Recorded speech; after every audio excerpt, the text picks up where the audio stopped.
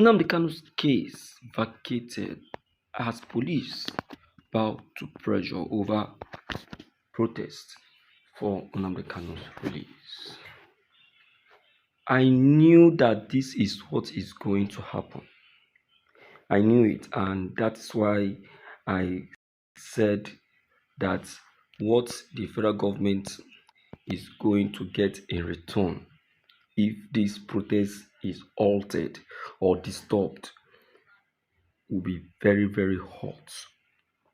And now see the caliber of people that are coming in for support for this protest.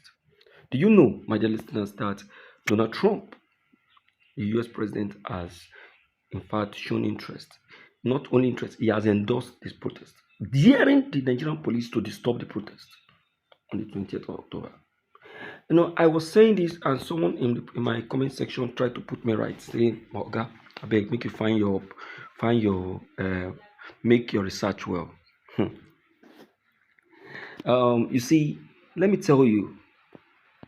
Yes, the federal government may have, tried to go to court to get order to stop the protest. But let me tell you, it's Nigerian courts. But I must tell you that anything that is coming from the Nigerian court is no longer a law, because nobody is respecting the Nigerian law again. The Nigerian law is nothing to anybody. The day the Nigerian law turns to a rag, is right from the day the Nigerian government disregarded the Supreme Court order to release Nnamdi Kanu. If Nigeria can disrespect the Supreme Court order to release Nnamdi Kanu, who is going to respect the Nigerian rule of law again? Who? Even a biro pusher can never respect the Nigerian rule of law again. A criminal cannot respect the Nigerian rule of law again, because Nigeria has made a mess of its law. See what is written here, my dear listeners. Please, I want you to pay attention properly, because if I talk, maybe some people they try to reason with. I don't just pick information from anywhere. I work with what is here. It stated that the Nigerian police force recognizes and respects the rights of the citizens to peaceful assembly and expression. However, such rights must be exercised responsibly and within the limits of the law, particularly where public safety, national security, and the rights of other citizens are concerned. The court's intervention is therefore a safeguard, not a suppression of constitutional freedom. Accordingly, all intending protesters and counter-protest groups are strongly advised to avoid restricted areas and to refrain from any act capable of provoking confrontation or disturbing public order. The force will ensure the free flow of traffic, protection of lives and property, and security of all law-abiding citizens. Nonsense. Now they no say they get law for Nigeria. Nonsense. They did not abide with the law that free and acquitted Nnamdi Kanu. What betide Nigerian government to stop the protest on the 28th of October? Please, I beg you people, make let me share this video, because on that 20th of October, forget them. We go join the protest through this channel, and I beg you, please be connected, because your voice too must be heard. If you know you cannot go physically, because the protest will be happening in Abuja, get yourself connected online. Let's do the protest online so that they will know that the protest is not limited. Let me tell you. Nigerian government cannot eat their cake and eat it. We must expose them. All of them. We must expose them. I want to pay attention to this information because this information in this very video is very, very authentic. Listen to this information. Is beginning to understand because of the pressure. Let's go on. Accordingly, all intending protesters and counter-protest groups are strongly advised to avoid restricted areas and to refrain from any act capable of provoking, confrontation, or disturbing public order.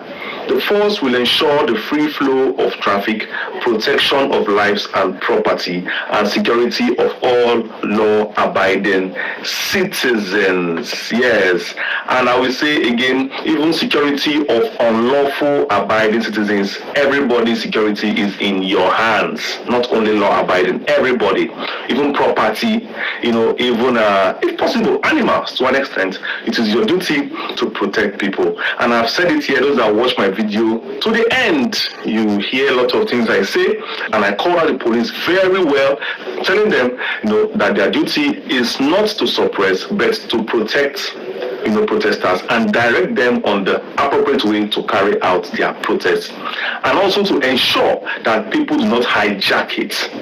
I don't know what entered their head this morning. I'm sure the pressure was too much, because I know I have been raising that campaign ever since this issue started on the court ex parte order, and it has finally happened. The police has finally bowed. They have finally folded.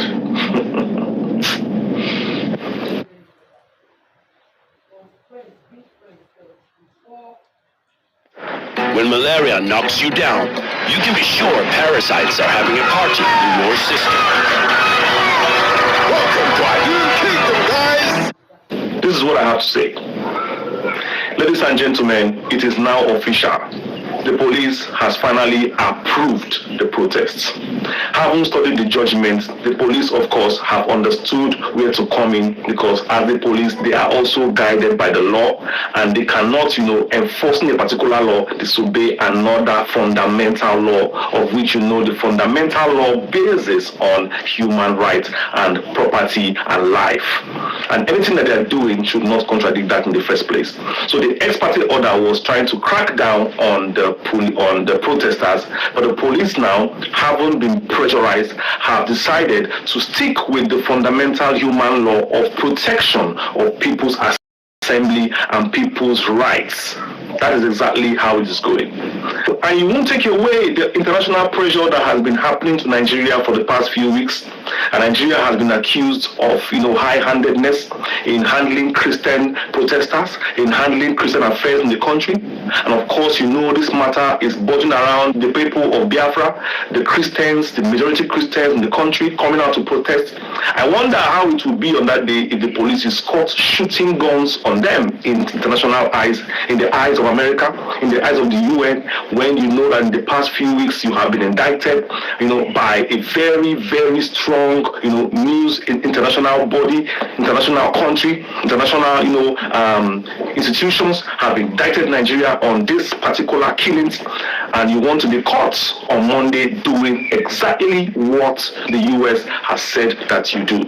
Personally, I think there was a high-level discussion in Aso Rock as regards how they are going to handle the protest, and in fact, they have come to understand what I have been saying also, that this protest does no harm to their political life. It does no harm to anything that they want to do. In fact, countering the protest or cracking down on the protest will even do more harm to their political life than allowing it to flow, because nobody is coming out to overthrow the government.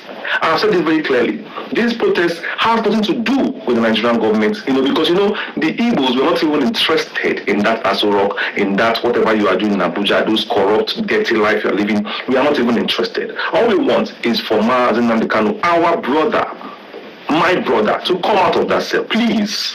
Simple.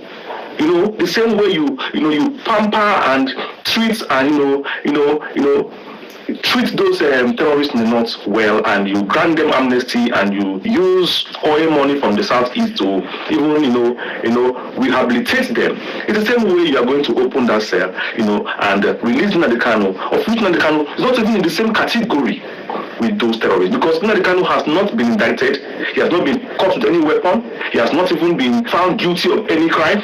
But those terrorists, we see them every day. They even come out with guns and bombs. You see them with live weapons, of which in Nigerian constitution there is no place that it was stated that citizens can carry submachine guns and AK-47. It is illegal. It is illegal. Only criminals use it. So you cannot come and defend those terrorists and say they are innocent because they were not caught. Whatever. They were caught with weapons. Nnamdi Kanu has not been caught with any form of weapon, and that is why you have to release him. He has spent 10 years in the dungeon. The court has not been able to indict him. No witness has ever come. Imagine.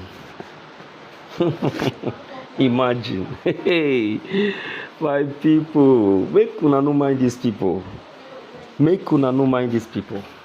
Shall you see? Everybody is saying it. Look at Nnamdi Kanu that is not caught with not even the least weapon.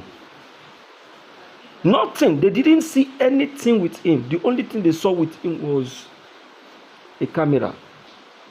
And even the camera they said that they saw with him, they are trying to place a law on that camera that Nnamdi